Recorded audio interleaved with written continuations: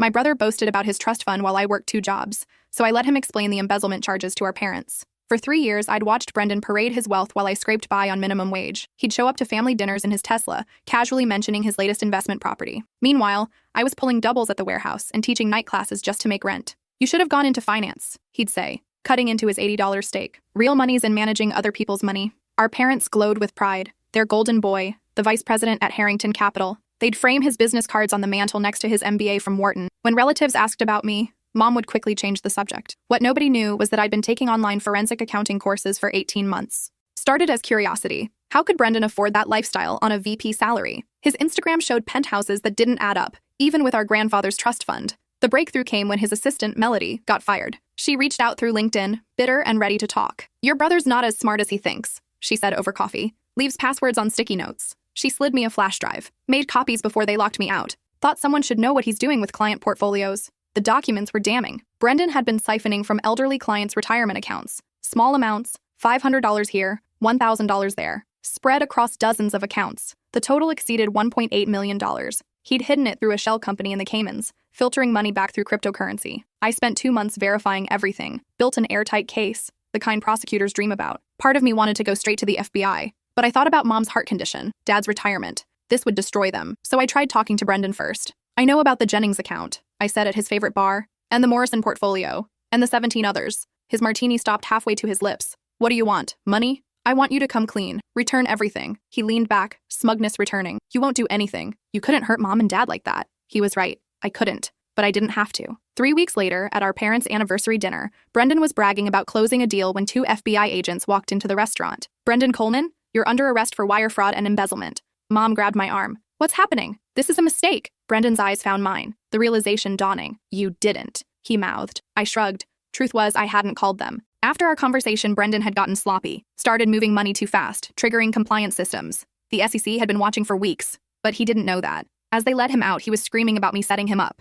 Our parents looked between us, horrified. That night, Dad found the real shock in Brendan's home office. He called me at 3 a.m., voice shaking. "You need to come over. Now." "What's wrong?" "It's about your college fund. The one that disappeared when you turned 18. My stomach dropped. That money, $200,000, had vanished right before I'd started school. My parents claimed bad investments. I'd had to drop out, work construction. "Dad," his voice cracked. "Brendan took it. All of it. There are records going back 7 years, but that wasn't the worst part. In Brendan's files, Dad had found correspondence with our uncle, dated 2 weeks ago, planning something bigger. Something involving our parents' entire retirement. I drove to my parents' house with my hands gripping the steering wheel so tight my knuckles went white. The familiar tree-lined street looked different in the pre-dawn darkness. Shadows seemed longer, more menacing, like the whole neighborhood was holding its breath. Dad met me at the front door wearing yesterday's clothes, his hair sticking up at odd angles. I'd never seen him look so old. "Where's Mom?" I asked. "Took a sleeping pill around midnight. She doesn't know about this yet." His voice was hollow. I couldn't wake her up to tell her our son stole from us for 7 years. He led me into Brendan's old room, which our parents had kept as a shrine to his success. Business awards lined the shelves next to photos of him shaking hands with local politicians. His high school valedictorian plaque still hung on the wall.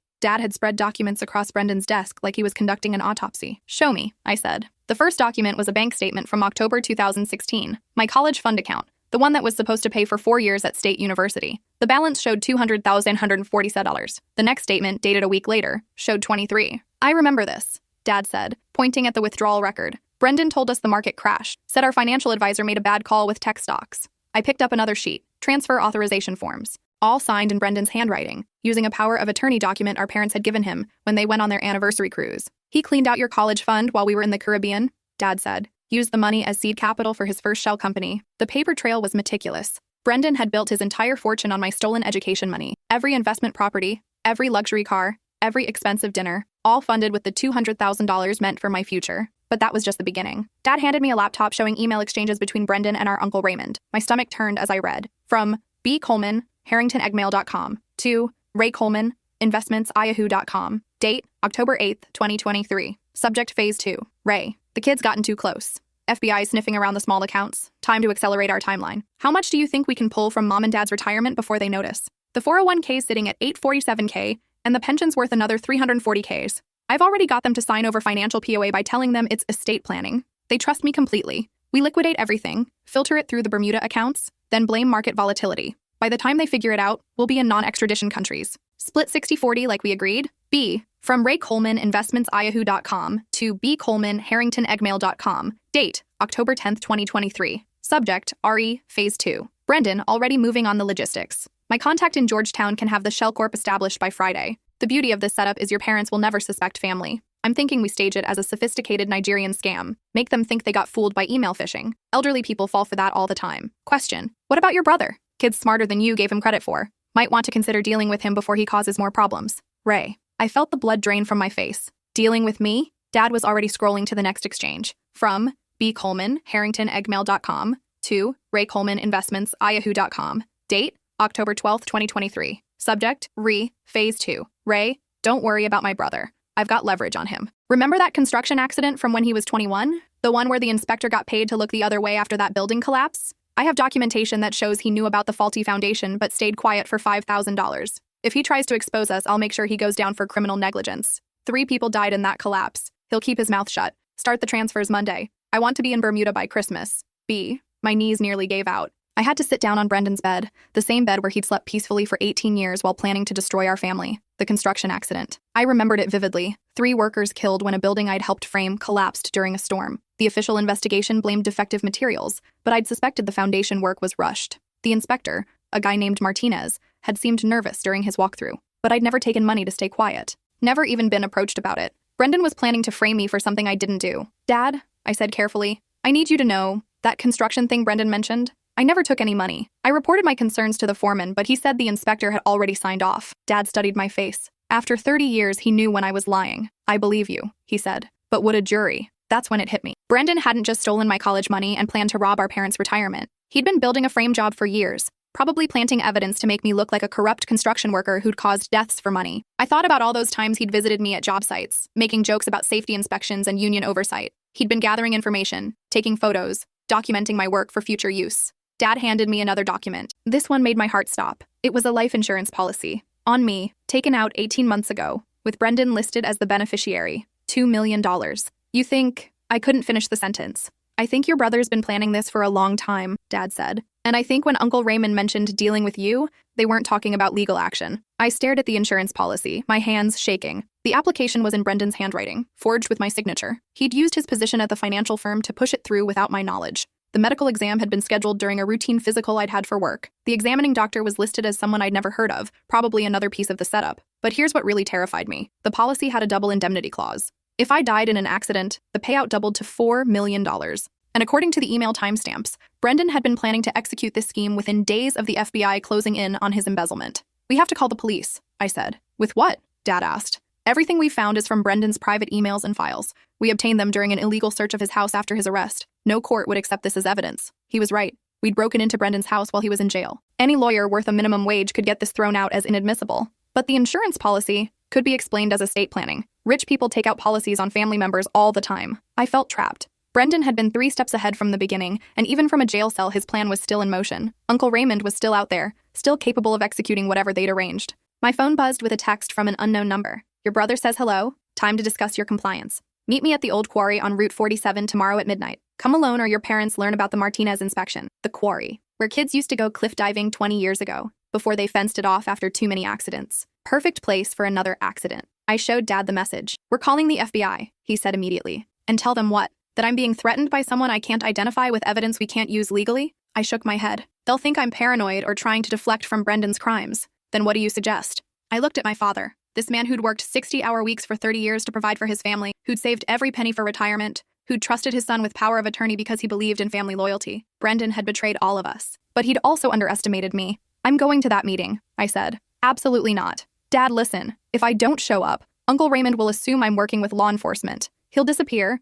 take whatever money he's already stolen, and we'll never get justice. Mom and you will lose everything. I pulled out my phone and opened the recording app. But if I do show up, with the right preparation, maybe I can get him to confess everything. Get him to detail the whole scheme on tape. It's too dangerous. So is letting him run free with your retirement money. Dad sat down heavily in Brendan's desk chair, surrounded by evidence of his son's betrayal. In the lamplight, he looked every one of his 63 years. Your mother's going to wake up soon, he said quietly. What do I tell her? The truth, that her son is a thief and her brother-in-law is trying to steal her life savings. It'll kill her. Maybe. But the alternative was worse. If Uncle Raymond succeeded, my parents would lose their house, their security, their ability to afford Mom's heart medication. They'd spend their final years wondering how they'd been so naive. At least this way, they'd know they weren't stupid. They were just related to criminals. I spent the rest of that morning making preparation. First, I drove to an electronics store and bought the best digital recorder I could afford, one that could sync with my phone and automatically back up to cloud storage. Then I stopped by my friend David's house. He'd been a Marine for 8 years before becoming a paramedic, and he owed me a favor from when I'd helped him move last summer.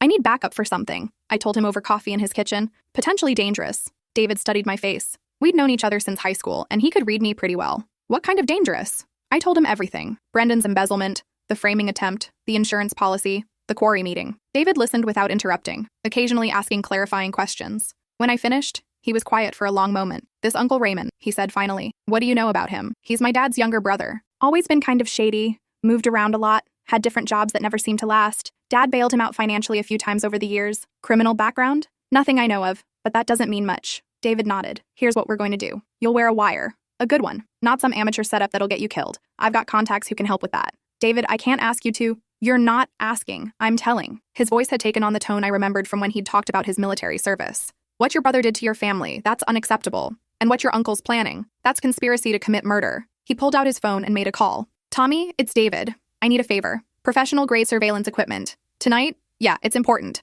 While David arranged the technical support, I drove home to my apartment to think through the plan. The recording would be crucial, but it would only work if I could get Uncle Raymond to admit to enough details to prove criminal intent. I spent the afternoon researching legal requirements for wiretapping in our state. Turned out I only needed one-party consent, meaning I could legally record any conversation I participated in, as long as I didn't leave the recorder running when I wasn't present. That evening, Mom called. Your father told me everything, she said, her voice hoarse from crying. I just can't believe my own son would do this to us. I'm sorry, Mom. Don't you apologize. You didn't do anything wrong. Her voice strengthened. Your father says you're planning something dangerous tomorrow night. I should have known Dad would tell her. They'd been married for 35 years and never kept secrets from each other. It's the only way to stop Uncle Raymond before he steals your retirement money. Money isn't worth your life. Your retirement isn't just money, Mom. It's your independence, your ability to afford your medications, your security. She was quiet for a moment. I could hear her breathing, probably fighting back more tears. What can I do to help? That surprised me. Mom, you don't need to. This family has been torn apart by lies and theft.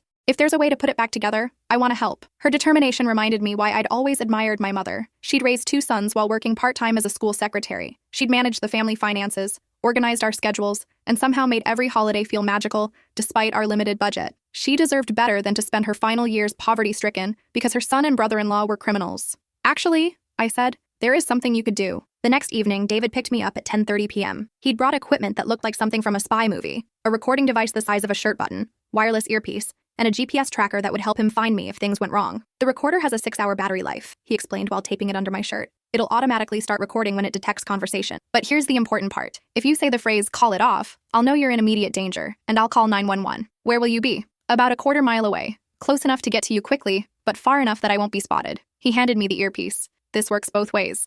I can hear everything you're saying, and I can communicate with you if needed. As we drove toward the quarry, David went over the plan one more time. Your goal is to get him talking about specifics, amounts of money, methods, timeline. If he admits to conspiracy to defraud your parents, that's a felony. If he admits to the murder plot, even better. And if things go sideways, you run. Don't try to be a hero. These people have already shown they're willing to kill for money. The old quarry was exactly as I remembered from 20 years ago. A massive pit filled with dark water surrounded by steep rock walls. The county had put up chain-link fencing with warning signs, but kids still found ways to get in. Uncle Raymond had chosen the meeting spot well. Remote, no witnesses, easy to dispose of a body. I parked where he'd instructed, near the old access road, under a broken streetlight. My hands were sweating despite the October chill. You okay? David's voice came through the earpiece. Yeah, just nervous. That's good. Nervous keeps you alive. At exactly midnight, headlights appeared down the access road, a black pickup truck driving slowly. It parked about 50 feet away, and Uncle Raymond stepped out. I hadn't seen him in 2 years, but he looked older, thinner. He wore dark clothing and moved with the careful precision of someone who'd planned this encounter thoroughly. Walk toward the fence, he called out.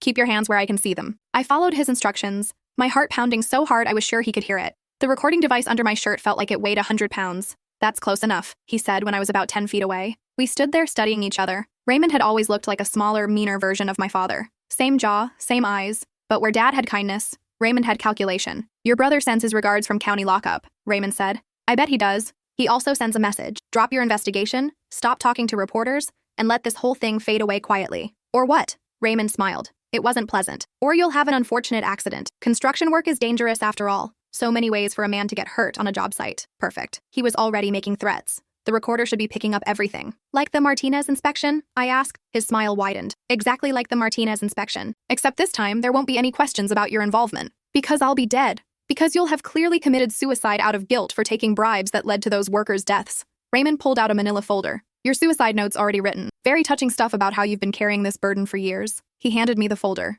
Inside was a typed confession in my name, detailing how I'd accepted $15,000 from a contractor to ignore safety violations, leading to the building collapse that killed 3 men. It was completely fictional, but convincing enough to destroy my reputation posthumously. The best part, Raymond continued, is that Brendan already planted evidence of the bribe payments, bank deposits into an account you don't know exists, withdrawals that match your known expenses from 3 years ago. My brother really had been planning this for a long time. How do you know I won't just go to the police with this conversation? Raymond laughed. With what evidence? You're trespassing on county property, meeting with a relative for a private conversation. Nothing illegal about that. What about the suicide note? Anyone can type up a fake document. Without proof that I was actually planning to use it, it's just a creative writing exercise. He was right. Even with the recording, a good lawyer could probably get him off on a technicality. I needed him to be more specific about the crimes. Tell me about my parents' retirement money, I said. What about it? Brendan's emails mentioned you were planning to steal it. Steal is such an ugly word. Raymond leaned against the fence. I prefer strategically relocate. Your parents are elderly. They don't need all that money. They'll be dead in 10 years anyway.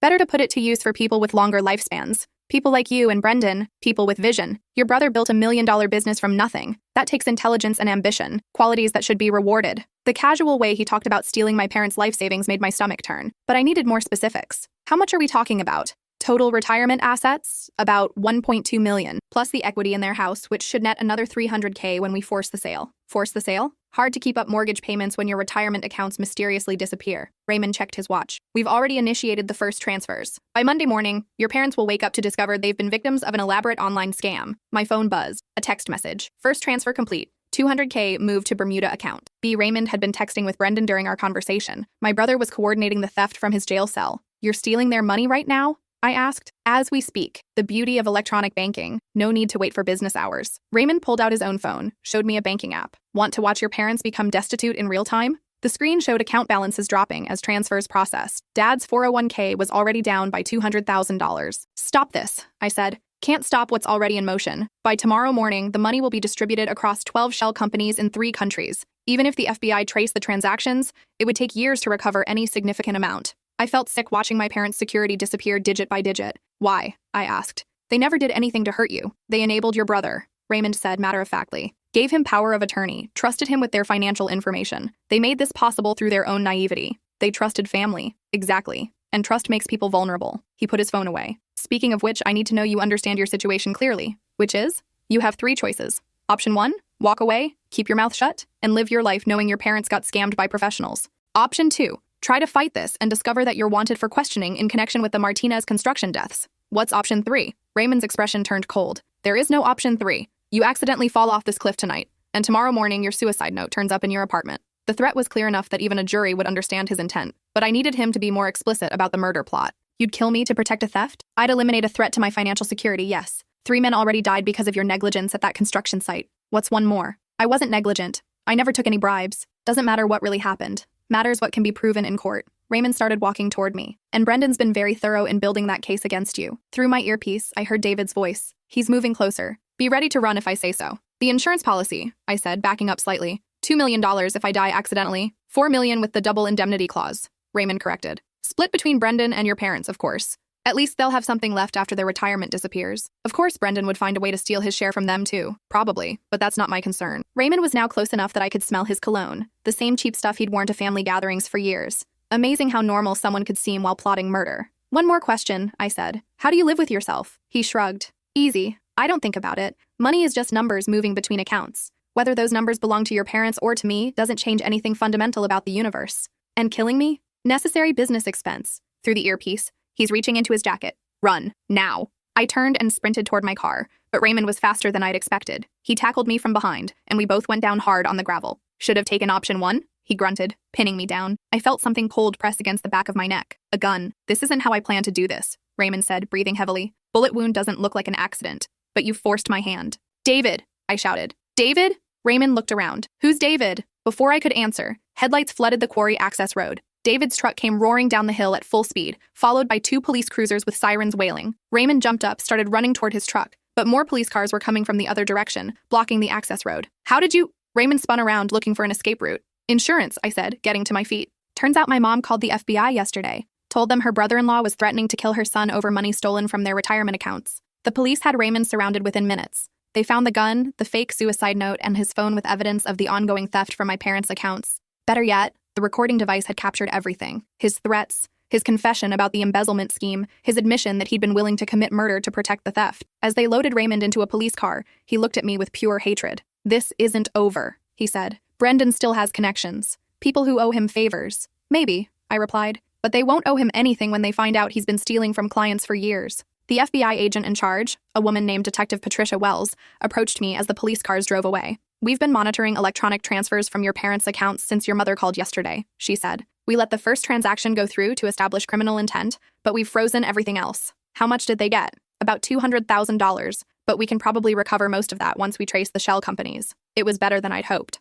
My parents would lose some money, but their retirement was intact. "What about Brendan? His cooperation in this case might help with sentencing," Detective Wells said. "But conspiracy to commit murder carries serious time. He'll be lucky to see parole before he's 60. David drove me home as the sun came up, both of us exhausted from the night's events. "You realize you almost got yourself killed," he said as we pulled into my apartment complex. "I realize I saved my parents' retirement and put 2 criminals in prison. Those things aren't mutually exclusive." He was right, of course. I'd been incredibly lucky that Raymond had been so eager to confess his crimes. A smarter criminal might have just shot me and staged the suicide without all the dramatic exposition. But I'd also been thorough in my preparation, and I'd had help from people who cared about justice. 3 weeks later, both Brendan and Raymond pleaded guilty to multiple charges. Brendan got 12 years for embezzlement and conspiracy. Raymond got 25 for attempted murder and wire fraud. The plea agreements included full restitution to all victims, including my parents and Brendan's elderly clients. It would take years to sort out all the financial damage, but at least justice was being served. The day of Brendan's sentencing, I visited him in county jail. He looked different, thinner, tired, wearing an orange jumpsuit instead of his usual designer suits. "Come to gloat?" he asked through the glass partition. "Come to understand." "Understand what?" "Why you threw away your family for money." Brendan was quiet for a long moment, staring at his hands. "You remember when we were kids," he said finally. "Dad worked construction, Mom was a secretary. We shopped at thrift stores and ate macaroni and cheese 4 nights a week." "Yeah, so what?" "I promised myself I'd never be poor again, never have to worry about money or depend on anyone else's generosity." He looked up at me. "You were always okay with being ordinary." "I wasn't." "So, you decided to become a criminal." "I decided to become successful. The criminal part just evolved." I studied my brother's face, looking for some sign of remorse or understanding of what he'd done to our family, but all I saw was self-pity and rationalization. "You stole my college fund," I said. "My entire future. I invested it, turned $200,000 into millions. You should be thanking me. Millions that you spent on yourself while I worked construction jobs and lived in a studio apartment. You could have asked for help." The casual arrogance of that statement took my breath away. He'd stolen my education money, then acted like I should have come begging for assistance from the same person who'd robbed me. "What about Mom and Dad's retirement?" "They're old. They don't need that much money. They need their medications. They need to keep their house." Brendan shrugged. "They raised me. They should be proud that I became successful, even if my methods were unconventional." I realized then that my brother was genuinely incapable of understanding what he'd done wrong. In his mind, he was the victim, persecuted for his ambition, punished for his success. "I hope you find some peace in prison," I said, standing up to leave. "Wait." Brendan pressed his hand against the glass. "What about Mom and Dad? Do they ask about me?" The truth was complicated. My parents were devastated by Brendan's betrayal, but they still loved him. Mom cried when she watched news coverage of his sentencing. Dad kept one of Brendan's business cards in his wallet, though he'd turned the photo on the mantel face down. "They're working on forgiveness," I said. "But it's going to take time. Will you tell them I'm sorry? Are you?" Another long pause. Brendan looked out the window at the parking lot, where families were arriving for visiting hours. "I'm sorry they got hurt," he said finally. "I'm sorry you got hurt. I'm sorry it all went so wrong." It wasn't exactly an apology, but it was closer than I'd expected. "I'll tell them." 6 months later, I got accepted into a master's program in forensic accounting. Using the skills I'd developed investigating Brendan's crimes, I'd landed a job with a firm that specialized in uncovering financial fraud. It turned out I was good at it. Really good. My first big case involved a nonprofit director who'd been skimming donations meant for homeless veterans. The theft pattern was similar to Brendan's. Small amounts spread across multiple accounts, filtered through shell companies to hide the paper trail. But I'd learned how to follow those trails, how to spot the telltale signs of systematic theft. Within 3 months, I'd documented $400,000 in stolen donations and helped prosecutors build a case that resulted in a 10-year sentence. The veterans who'd been denied services because of the theft sent me thank you cards. One old Marine wrote, "You gave us justice when nobody else would listen. That means everything." I kept that card on my desk as a reminder of why the work mattered. My parents gradually rebuilt their lives. Dad went back to work part-time as a consultant, helping younger construction workers learn the trade. Mom started volunteering at the literacy center, teaching adults how to read. They'd lost some money in Brendan's scheme, but the FBI had recovered most of it. More importantly, they'd gained something unexpected, a sense of purpose that came from surviving betrayal and choosing forgiveness over bitterness. We raised 2 sons, Mom told me one evening as we sat on their front porch. One chose to steal from people, the other chose to protect them. I'm not that noble, I said. I just got tired of watching criminals win. Same thing sometimes. 3 years after Brendan's conviction, I got a letter from him. He was eligible for parole in 7 more years and had been attending counseling sessions about financial addiction. I know you probably don't want to hear from me, he wrote, but my counselor says I need to make amends to the people I hurt, not for my benefit, but for theirs. I can't give you back your college fund or the years you spent working construction jobs. I can't undo the damage I did to Mom and Dad's trust. I can't make Raymond's threats disappear from your memory, but I can tell you that I understand now what I took from you. Not just money, but security. The belief that family members protect each other instead of preying on each other. I don't expect forgiveness. I just wanted you to know that I finally understand why what I did was wrong. I never replied to the letter, but I kept it. Sometimes understanding isn't the same as forgiveness, but it's a start. Last month, I testified before Congress about the need for stronger regulations on financial advisors who steal from elderly clients. The committee chair asked what had motivated me to specialize in this type of fraud investigation. My brother stole my college fund and tried to steal my parents' retirement, I said. But he also taught me that criminals often defeat themselves by getting greedy. My job is to help speed up that process.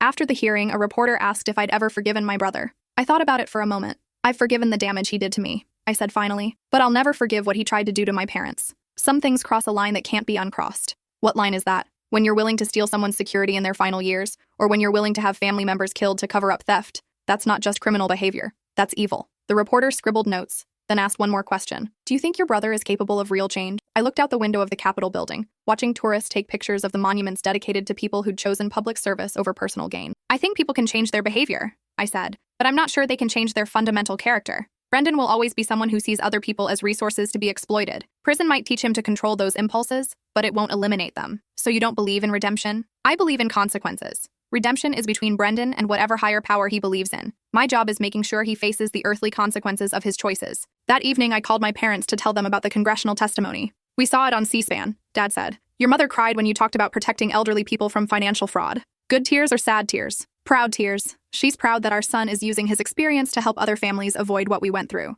After we hung up, I sat in my Washington hotel room thinking about the strange path my life had taken. 3 years ago, I'd been working construction and taking night classes. Now I was testifying before Congress and helping write federal legislation. Brendan's betrayal had destroyed my original plan for my life, but it had also led me to work that felt meaningful in ways I'd never expected. The next morning, I flew back home and went straight to my office. There was a new case waiting on my desk, a retirement home administrator suspected of embezzling from residents' personal accounts. The initial evidence looked familiar. Small withdrawals spread across multiple accounts, transfers to shell companies, forged authorizations. I'd seen this pattern before. I knew how to stop it. I opened my laptop and got to work. Epilogue. 5 years later. I'm sitting in my downtown office looking out at the city skyline when my assistant buzzes the intercom. Your 2 o'clock appointment is here, she says. Send them in. The door opens and a young woman enters. She's probably mid-20s, wearing a simple dress and carrying a folder full of documents. Her eyes have the exhausted, desperate look I've seen hundreds of times in the past 5 years. Ms. Rodriguez? I stand up to shake her hand. Thank you for seeing me, she says. I wasn't sure. I don't have much money for legal fees. Sit down, I tell her. Tell me what's happening. She opens the folder and spreads papers across my desk. Bank statements, investment records, power of attorney documents. It's my stepfather, she says. He married my mom 3 years ago, right after my dad died. Mom was still grieving, wasn't thinking clearly. She gave him access to all her financial accounts. I'm already seeing the pattern. It's always the same pattern. What made you suspicious? Mom's been getting collection notices. Utilities threatened to shut off power. But she should have plenty of money. Dad left her his entire pension plus life insurance. I scan the bank statements. The familiar signature of systematic theft, numerous small withdrawals, transfers to accounts with vague names, forged authorization forms.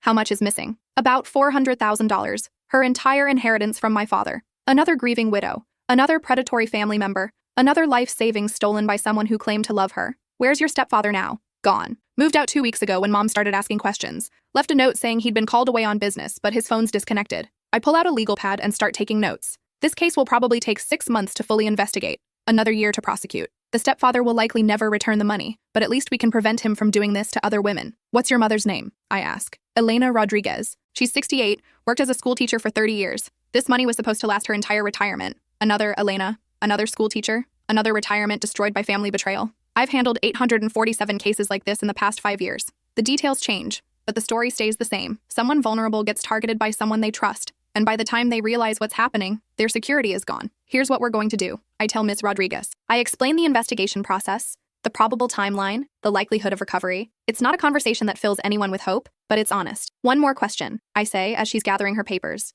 How did you find me? My friend's uncle had something similar happen. You helped him get justice against his nephew. He said you understand what it's like when family steals from you. After she leaves, I pull out my phone and check the news. There's been another arrest in a Medicare fraud case I helped develop. Another criminal who thought elderly victims wouldn't fight back. They're always surprised when someone fights back. My phone buzzes with a text from an unknown number. Brendan Coleman released on parole today. Thought you should know. Detective Wells. I sit back in my chair, thinking about my brother for the first time in months. 5 years in prison, mandatory restitution, supervised parole for the next 3 years. He'll be 34 years old, starting over with no money, no connections, and a felony record. Part of me wonders if he's learned anything from the experience. Part of me hopes prison changed him into someone capable of earning an honest living. Most of me doesn't care. My phone rings. It's my parents. Did you hear? Dad asks. About Brendan? Yeah. He called this morning. Says he wants to see us, to make amends. What did you tell him? That we need time to think about it. Mom takes the phone. What do you think we should do? It's not my decision to make, but they're asking for my advice. I think you should do whatever feels right for you, I say.